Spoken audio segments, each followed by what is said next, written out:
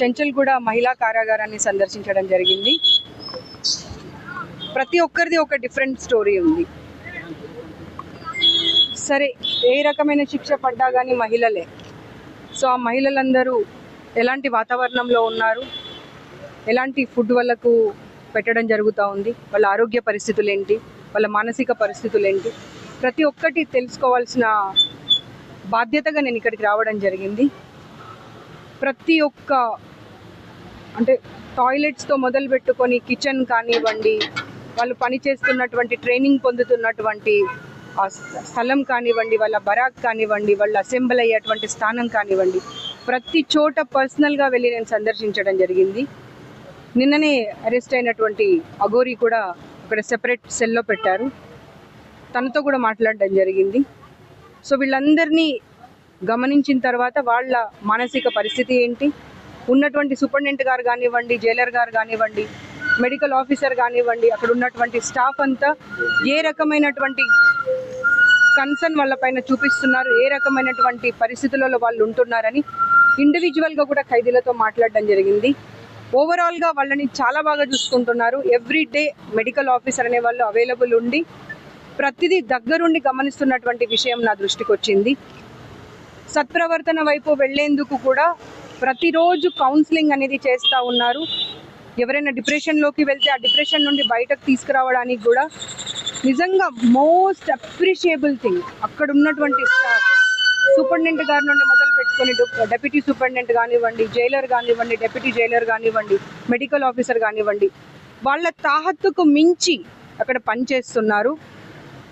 వాళ్లను మీరు ఏదో తప్పు చేసి శిక్ష అనుభవించడం కోసం ఇక్కడికి వచ్చారు అనే విధంగా కాకుండా మీరు కూడా మాతో సమానంగా ఒక మహిళని అనేటువంటి ఆ ప్రవర్తన గురించి, ఆ ఇంప్రెషన్ని కలిగించి వాళ్ళతో పాటు వాళ్ళు మాట్లాడుతున్న విధానం కానివ్వండి, వాళ్ళు వ్యవహరిస్తున్నటువంటి విధానం కానివ్వండి, ఎవరు కూడా మేము ఇక్కడ ఒక జైల్లో ఉన్నామనే ఫీలింగ్ కాకుండా ఒక కుటుంబంతోనే, ఒక ఫ్యామిలీతోనే ఇక్కడ ఉంటున్నాము అనేటువంటి ఆలోచన కల్పించే విధంగా చాలా బాగా ఉంది ప్రవర్తన.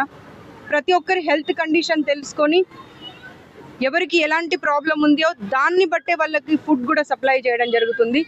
బయట నుండి వచ్చినప్పటికన్నా ఇప్పటికీ వాళ్ళ హెల్త్ కండిషన్ చాలా మెరుగుపడింది.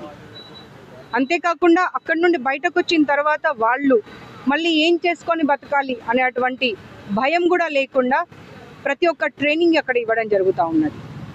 అంటే క్యాండిల్ తయారు చేసే వాళ్ళు క్యాండిల్ తయారు చేస్తారు, ఎవరికైనా కుట్లు అల్లికలు వస్తే డ్రెస్ కుట్టడం కానివ్వండి, ఇండియన్ ఆయిల్ దాంట్లో పని చేయడానికి ట్రైనింగ్ ఇప్పించడం కానివ్వండి, మిగతా జైల్లో పురుషులకు కానివ్వండి, ఇక్కడున్న జైల్లో మహిళలకు కానివ్వండి, బ్లౌజెస్ కుట్టడము, చిన్నపిల్లలకు డ్రెస్ కుట్టడము, ఇవన్నీ నేర్పించుకుంటూ ఒక భయం అనేది లేకుండా బయట సొసైటీలోకి వెళ్ళినప్పుడు ఆ బయట సొసైటీలో ఉన్నటి వాళ్ళతో సమానంగా బతకడానికి కావాల్సినటువంటి సమర్థత అనేది వాళ్లకు ఇచ్చి ఇక్కడ పంపించేటువంటి ఏర్పాటు చేయడం నిజంగా చాలా చాలా సంతోషకరమైనటువంటి విషయము. స్టాఫ్ అందరికీ అభినందనలు తెలియజేస్తూ వాళ్ళు సత్ప్రవర్తనతోని బయటకు వచ్చి మళ్ళీ ఇంకొకసారి ఇక్కడ రాకుండా ఉండే విధంగా చూసుకునే విధంగా వాళ్ళని తయారు చేసి పంపించడానికి ప్రభుత్వం నుండి ఎలాంటి కృషి అవసరం ఉన్నా, ఉమెన్ కమిషన్ నుండి ఎలాంటి కృషి అవసరం ఉన్నా కానీ తప్పకుండా మేము 24 గంటలు వాళ్ళకు అందుబాటులో ఉంటామనేటువంటి మాట చెప్పి రావడం జరిగింది. అంటే అక్కడ పరిస్థితులు ఎంత బాగున్నాయి అంటే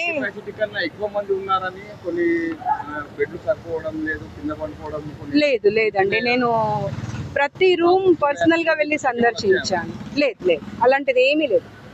బాత్రూమ్స్ కూడా మనం బయట ఉన్న వాటికన్నా కూడా చాలా క్లీన్గా ఉన్నాయి. కిచెన్ కూడా చాలా